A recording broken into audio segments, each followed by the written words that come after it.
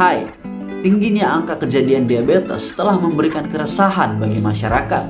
Banyak orang mencari tahu bagaimana cara melakukan pencegahan agar tidak terkena diabetes.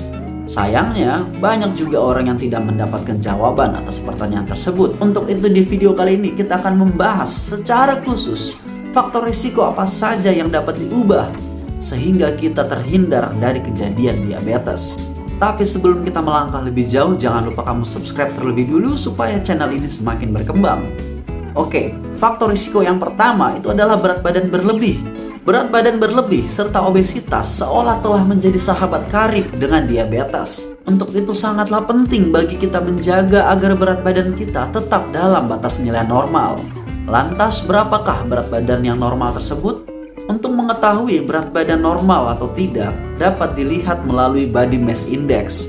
Mengacu pada klasifikasi milik WHO, yang disebut normal adalah ketika nilai Body Mass Index kamu berada dalam rentang 18,5 sampai dengan 24,9. Dan dikatakan berat badan berlebih jika nilainya lebih atau sama dengan dari 25. Dan dikatakan obesitas jika nilainya lebih atau sama dengan dari 30.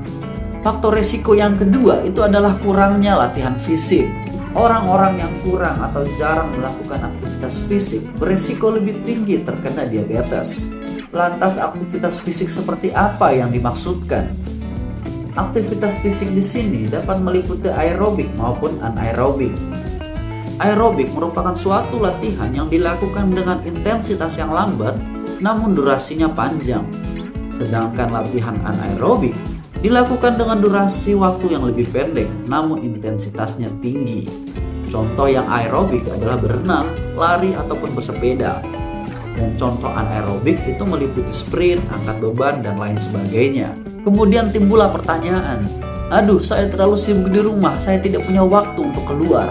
Tenang aja, karena kegiatan ini pun dapat dilakukan di dalam rumah. Contoh kegiatan aerobik yang dapat dilakukan di dalam rumah, misalnya jalan cepat keliling rumah, naik turun tangga 10-15 menit, senam aerobik, lari dengan treadmill, dan lain sebagainya. Dan latihan anaerobik yang dapat dilakukan dalam rumah itu meliputi push up, sit up, squat, dan lain sebagainya. Faktor risiko yang ketiga itu adalah hipertensi atau darah tinggi. Dikatakan hipertensi jika nilai tekanan darahnya sama dengan atau lebih 140/90 mm air raksa.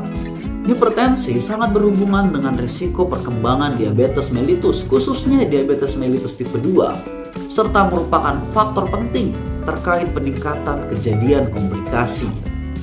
Pasien-pasien dengan riwayat hipertensi memiliki risiko 1,5 sampai 3 kali terkena diabetes. Dan fakta menariknya adalah bahwa hipertensi juga dikenal sebagai the silent killer.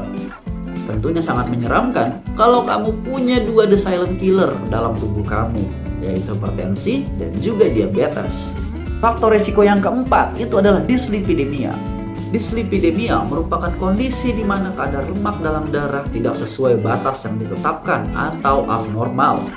Hal ini ditandai dengan peningkatan kadar trigliserida dengan nilai lebih dari 250 dan penurunan kadar kolesterol HDL di bawah 35. Kolesterol HDL ini biasa kita kenal juga sebagai lemak baik. Faktor risiko yang kelima adalah diet yang tak sehat. Tidak dapat dipungkiri bahwa diet merupakan salah satu cara yang dapat dilakukan seseorang untuk meningkatkan kesehatan. Diet yang sehat dapat melindungi seseorang dari serangan penyakit kronis. Salah satunya adalah diabetes. Diet tinggi glukosa dan rendah serat dapat meningkatkan risiko terjadinya diabetes.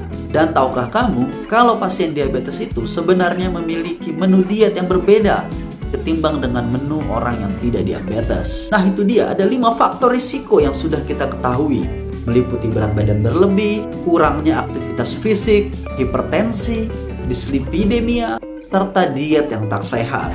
Setelah mengetahui faktor-faktor risiko yang dapat diubah tersebut, tentunya kita sudah dapat memulai melakukan pencegahan agar tidak terkena diabetes. Jangan tunda lagi, lakukan sekarang. Sebab seringnya orang-orang dengan diabetes baru terdiagnosa ketika sudah mengalami komplikasi. Sekian pembahasan video kali ini. Kalau kamu merasa bahwa video ini bermanfaat, jangan lupa subscribe dan bagikan kepada orang lain agar mereka pun bisa merasakan manfaat dari video ini.